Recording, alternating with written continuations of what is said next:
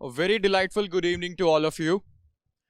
We have all gathered here after enormous waiting for the precious interactive session by Acharya Prashant sir.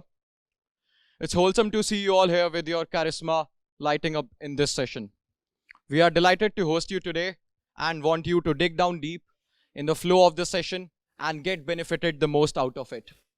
Henceforth, tighten up your seatbelts of your ears and activate your listening capabilities to get the meaningful rush. Today, on the occasion of Netaji Subhash Chandra Bose Jayanti, we are lucky to have with us Acharya Prashant sir. Sir has addressed us online in 2020 and was kind enough to accept our invitation for an extended offline talk this time. Thank you, sir.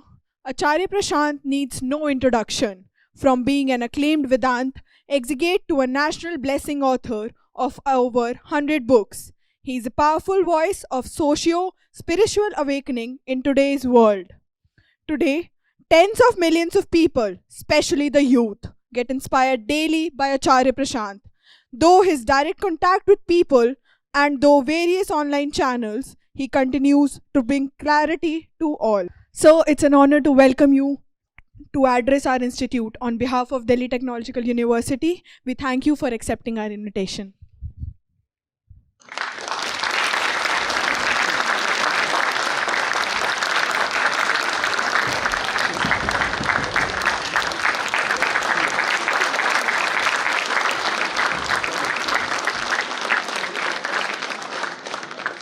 Now, I would like to invite all the dignitaries to step forward for the lamp lighting ceremony.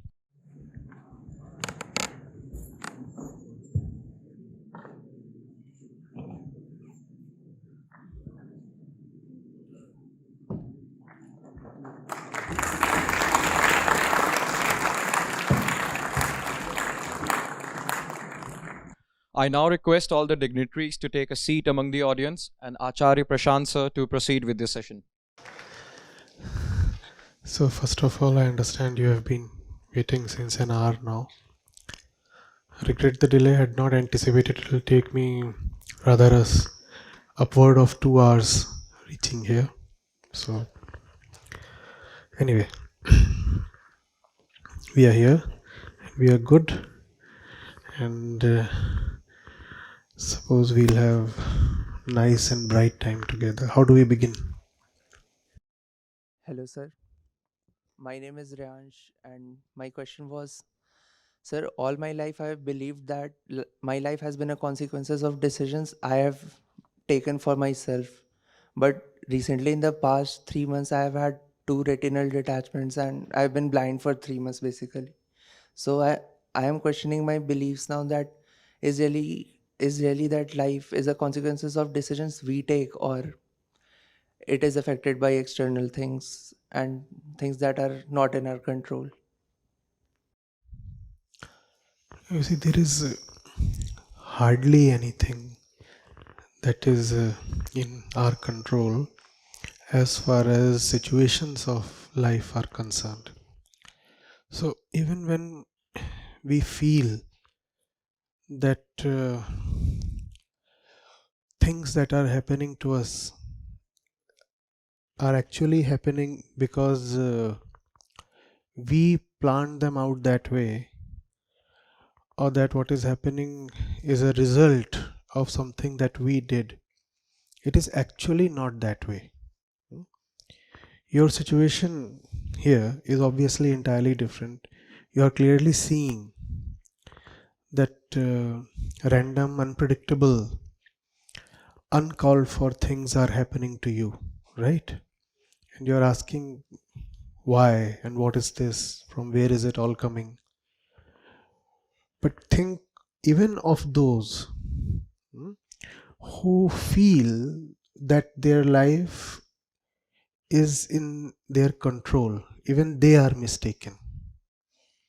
As far as the external environment is concerned, as far as material situations are concerned, a lot that is happening.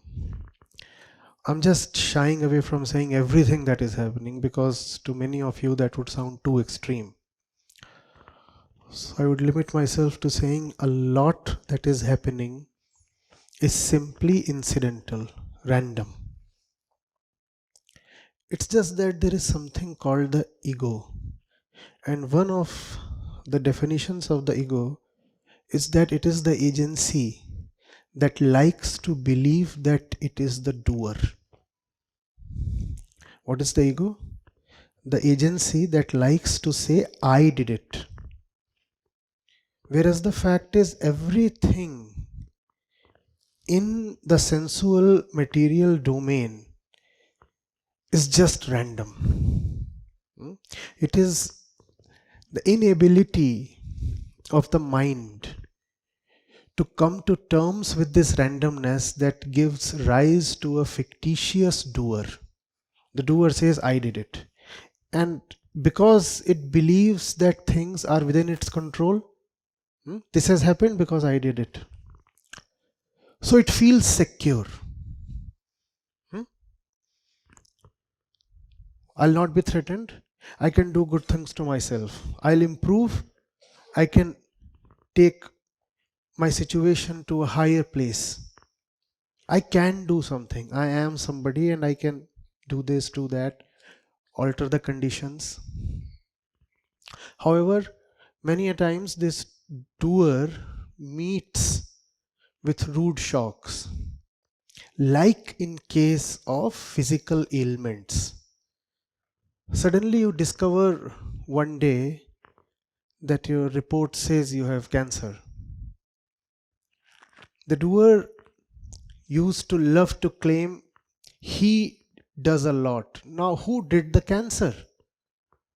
Who did the cancer? Now the doer is perplexed. Who did this?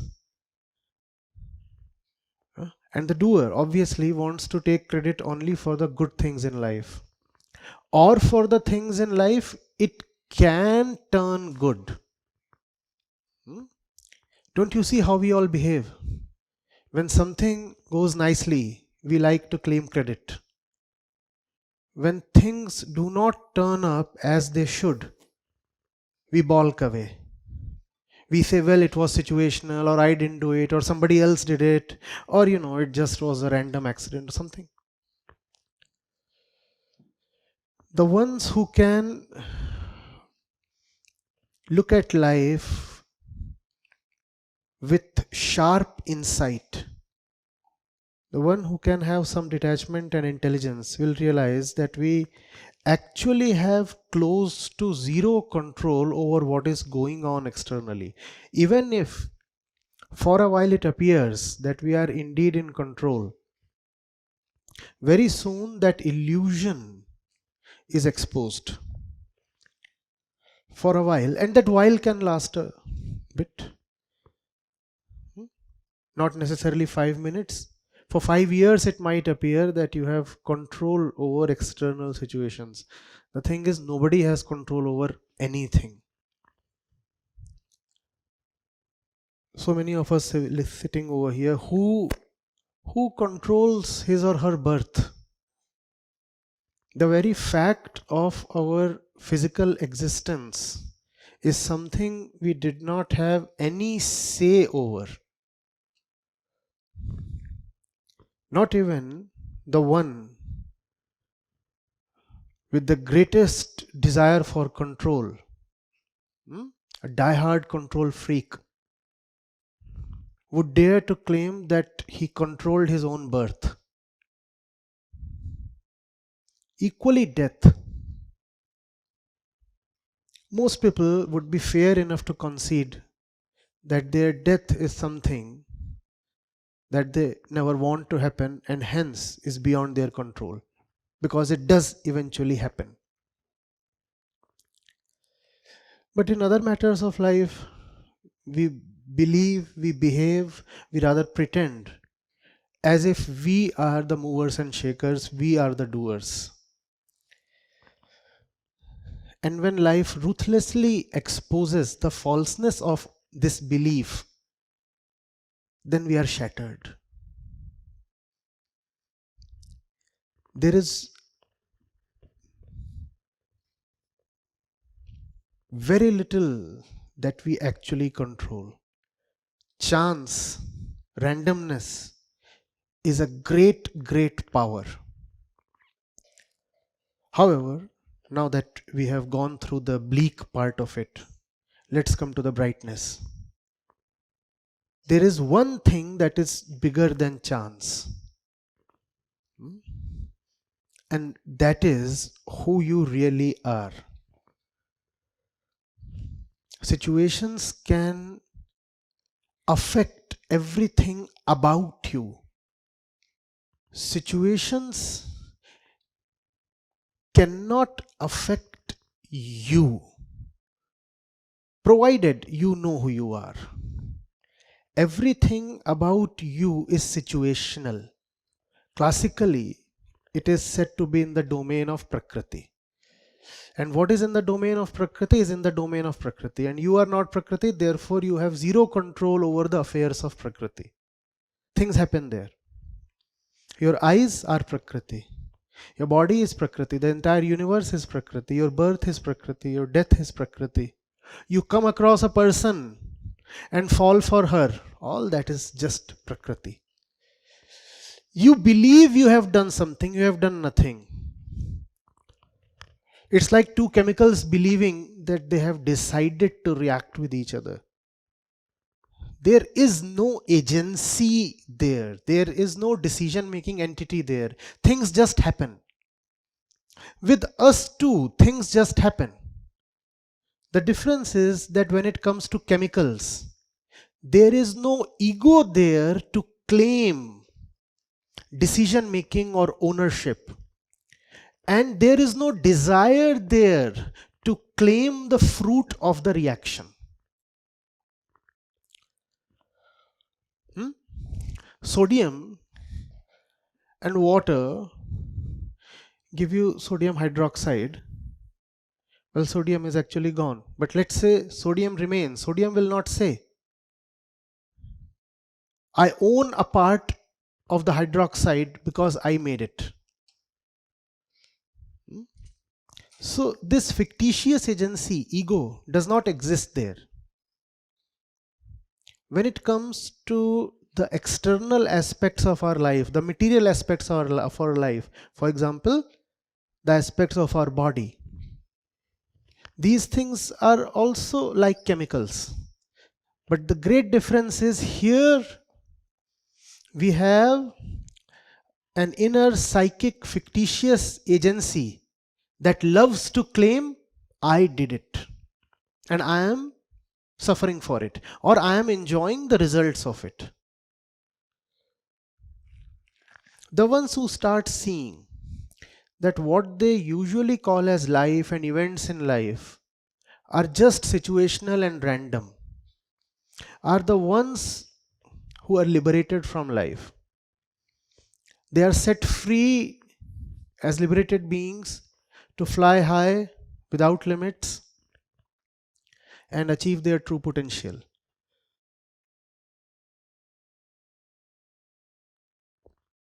Whereas those who keep thinking very erroneously, obviously, that they are doing stuff when actually it's just a game of chemicals.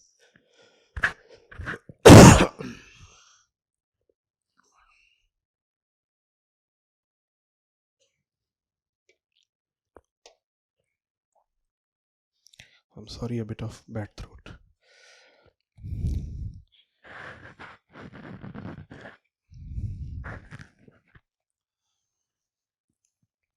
They suffer.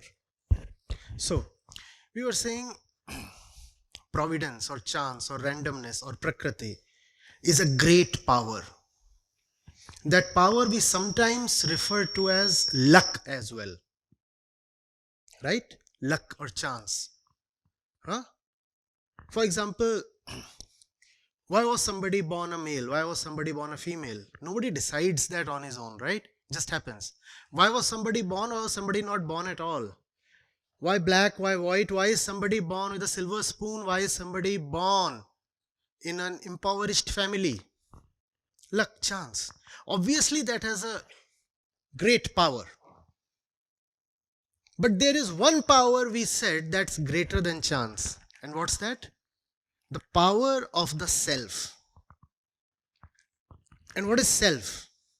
That within you that must remain unaffected by chance. Otherwise, you will be puppets in the hands of luck, chance, providence, prakriti, randomness. Choose your word. Does it sound great to be a puppet? An unconscious puppet that does not even know who's holding the threads, the strings. How alluring does that sound as young people? Yes? But the thing is, we all indeed are puppets.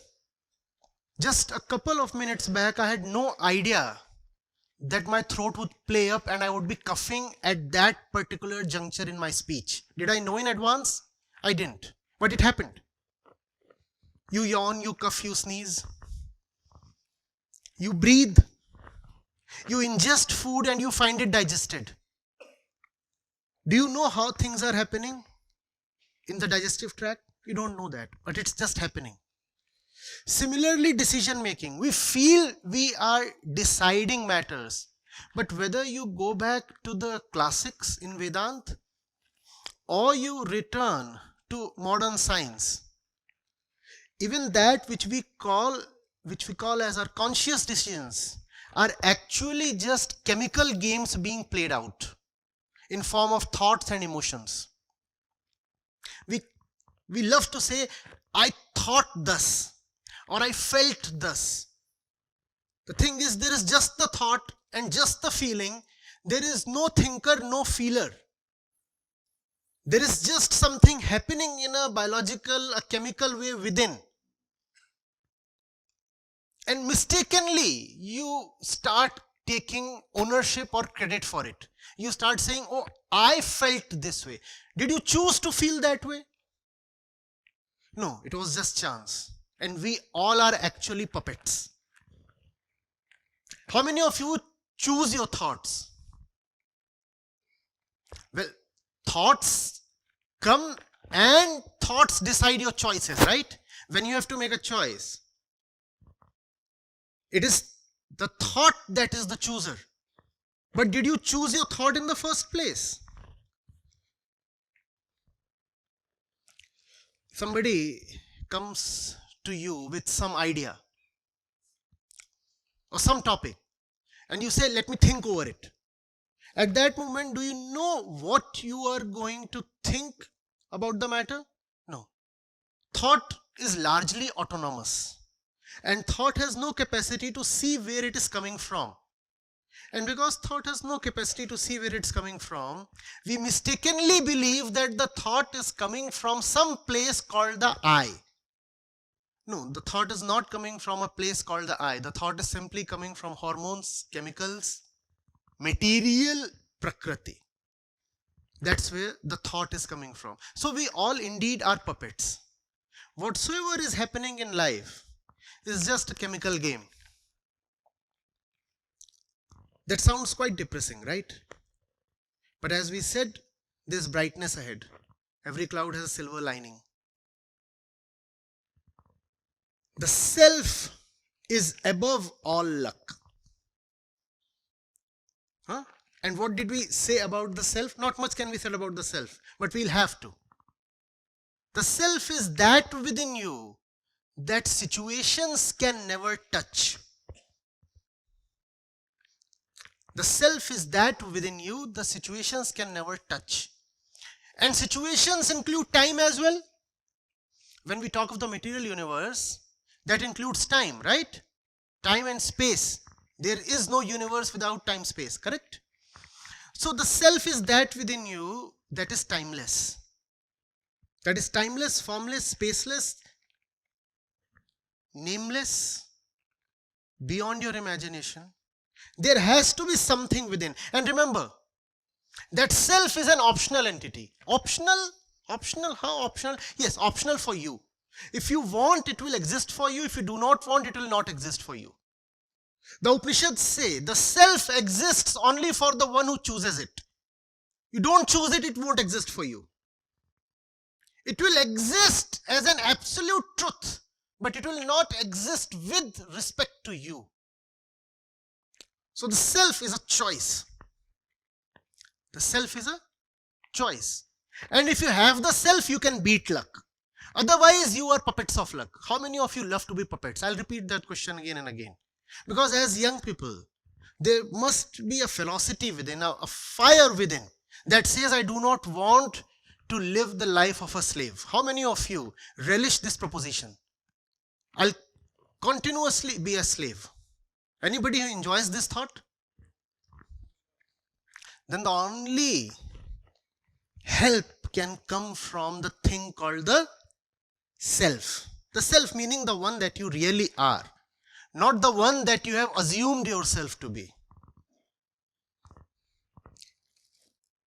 If you live in the self, then you will see whatsoever is happening to the body or to the world and all kinds of tragedies. They might be good, they might be bad. You might need to do a lot about them, but still, internally, you will remain untouched, you will remain uncorrupted, you will remain free of fear and sorrow. Otherwise, life is unforgiving. Life does not spare anybody.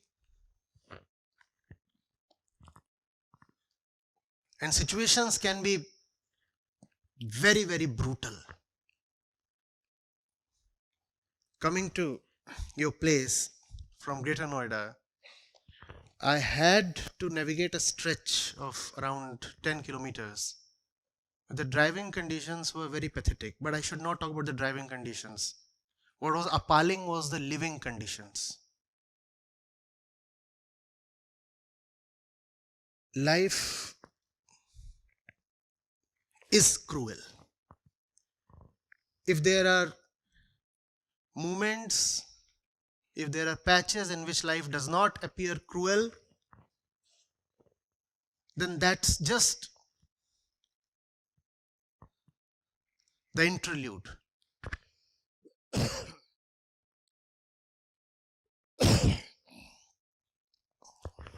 I had not wanted this. Just happened. I have two options. I start paying attention to this, or I choose to remain in the self. I choose to remain in that which is timeless. The camera over here is recording something. Is it meant to record that which is the dust of time, or is it meant to record that which deserves to be stored for the next 100 years for posterity? Please tell me.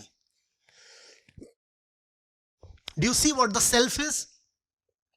That which is valuable enough to be, come on, timeless. All else is dust of time. When you return, would you want to remember this cuffing or the content? You know what the self is then? What is the self? And it's a choice. We might have a couple of souls here that take back nothing but the cuff from here. Choice. The self is a choice. It's just that in this moment of luck, it is very clear that when it comes to content versus cuff, content is to be chosen. In general situations of life, usually the self does not appear that attractive. Other things appear very, very attractive and they get chosen. Make the right choice.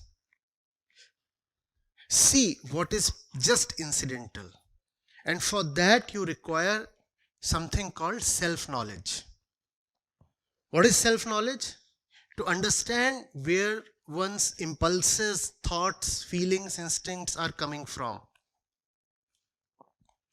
The more you see where your entire system is coming from, the more you will feel detached from it, because you will see that very little of it is within your own control. You will see that all this is an autonomous system independent of you. Even if you are sleeping, the lungs continue to do what they have to. Even when you are sleeping, the brain too continues to do what it has to. The fictitious agency, ego, goes to sleep, and yet things keep happening. So is it really the I, the ego, that is doing things? Not really. But those questions are not posed to us by our education system. Our education system, unfortunately, is just too much about the wall, the gadgets, the lights, the projectors, the wood, the metals, these things. And what are all these things about? They are about the material universe, Prakriti. You getting it? Huh? About the self, there is no education. And when there is no education of the self, a choice in the favor of self becomes improbable. How can you choose something that you have never been educated in? You can still choose it, but the choice becomes difficult. Are you getting it? You'll have to start looking at the body as something alien, something foreign. Not my body, but the body. The body. Son, it would have been very easy for me to console you by saying that the thing that you are going through will pass sooner than later. Is that not the standard way? Somebody comes to you and expresses discomfort about his or her physical condition. And how do you respond? You say, oh, nothing. You'll get well soon. That's the classical response, right? Should I entertain you with that kind of hackneyed stuff? The fact is, you might never actually get well. I too carry physical conditions that are chronic, and there are no cures available. The fact is that the body itself is an incurable chronic disease. Not only is it incurable and chronic, it is actually terminal disease. The body is a fatal condition. The body always results in death. So what else is the body? Except a terminal condition, what name do I realistically give to the body? And these are things that a young man must necessarily think about. A young person who has come to terms with death becomes fearless. And it is fearlessness that we require in our youth. And you cannot become fearless if you do not start seeing the body as something other than you. The more you are attached to the body, the more you will be carried away by the bodily chemicals and the set processes and the Prakritic apparatus. You will think that's what life is all about. Huh? If you are young, you will say, there is the body and the body wants pleasure. Let me give it pleasure. Pleasure comes through money. So the purpose of life is earn money. And there's the mind. And the mind is seated in the brain. And the mind wants happiness. The body wants pleasure. The mind wants happiness. And happiness comes from this, happiness comes from that.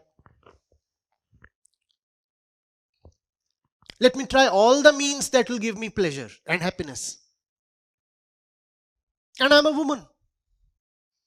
My body is signaling that it requires a child. The purpose of life is to become a mother, a great mother. And you will waste your life doing all these things. Unless you start seeing that the body is a system of its own, very separate from who you really are, the body will become your destiny. And the word destiny is very close to the word destination. What is the destination of the body? Death. So death will become your destiny. And that's the reason Upanishads continuously say that our only purpose is to liberate a human being from death. Immortality is what we are after. Otherwise, death is all that there is to life. Life is death. If you are the body, life is death. What else? What's the point in living on? If it all has to just end in death, what's the point? And so many philosophers have grappled with this question. You remember to be or not to be? What's the point in continuing to live? And that's the reason so many of them just ended their lives by suicide. Because they could not see what Vedanta had to offer. That there is a life beyond the body, and that life is not after death. That life is right now. And it is not that you are totally unavailable or unacquainted to that life. Don't you know that life? I mean, you have to get up at 5 a.m. The alarm goes off. The body is saying, it's so cold, I want to continue sleeping. What do you decide? Sometimes you do decide to get up, right?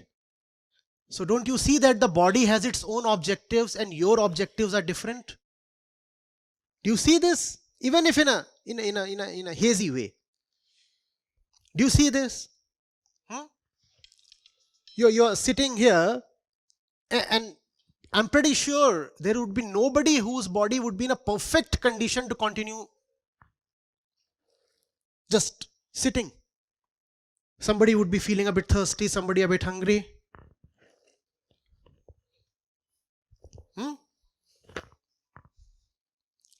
Somebody would be feeling some ache somewhere. The knee is paining. But you say, no, I'll continue to sit. Right? So the body is a different system and you are a different entity. The entity that you are has to be chosen. And when you choose that entity, then irrespective of what life and situations have to throw at you, you'll be a champion. And there is no other way to be a champion. You have role models, you have success stories that tell you that go out, conquer this, conquer that, and then you will be called a successful person. All that is pure nonsense.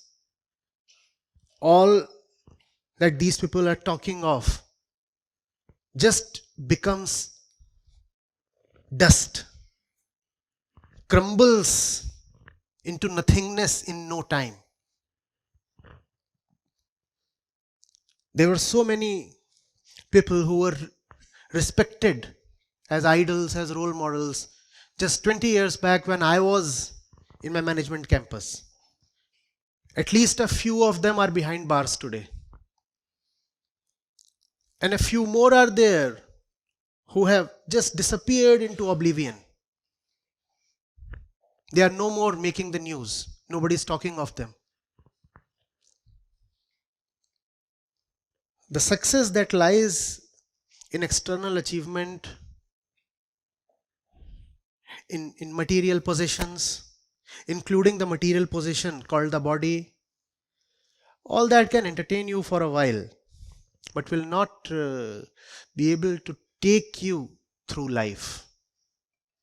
At some point you will falter. And then there is depression and neurosis and whatnot. Think of that.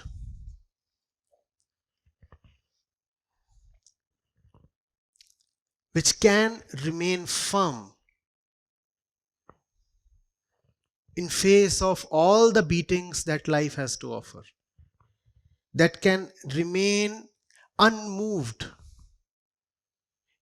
in face of all the temptations that life throws at you. Empower that, strengthen that. That self, even though it is the absolutely powerful entity, as far as we human beings are concerned, we have to nurture it, cultivate it, raise it for ourselves like one raises a baby. Are you getting it? And that's the real meaning of growing up, of maturity. Raise the self like one raises a kid. Growing up is not about producing a biological kid and raising it. It's about raising yourself. Am I making sense, or is it all just hot air bypassing your locations? Huh? Is it making sense? The self has to be developed with practice and discipline. If there is stuff that you know you must not choose, stand firm and do not choose. Even if it appears alluring, even if it appears threatening, stay firm. Stand your place. Learn immovability.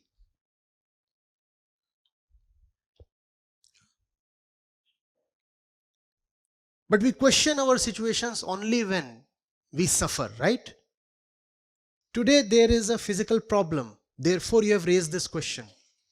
There would be so many here who would be in the spring of their physicality, who would be very happy with how their bodies currently are behaving.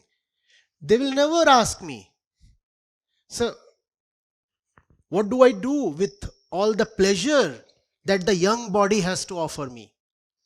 And that's the problem. Whether it is pleasure or suffering, you have to realize it is not yours. And if you are somebody who wants to own the pleasure that comes from the material body, then you will be obliged to own the suffering as well. The equation is simple. You cannot take one and leave the other. If you want to identify with physical pleasures, material things, then you will also have to bear all the material suffering. Right? Therefore, discipline is needed. Am I talking of not having pleasure? No, I'm talking of having higher pleasure. I'm talking of having a higher quality of pleasure. Those who have known have called it joy. They have said even animals experience the cheap kind of pleasures. There is nothing in that. Can you experience the pleasure contained in conquering yourself? That's called joy. Therefore, your role models must not be the ones who claim they have conquered the world. Rather, look at the ones who did not allow the world to mean too much to them. That's called conquering oneself. And this is not some old-fashioned nonsense. This that is being said is timeless. It can never get old. Does not appear attractive. I appreciate youth and inexperience and lack of education in the self. Therefore, a lot of it simply would appear unbelievable. But it helps.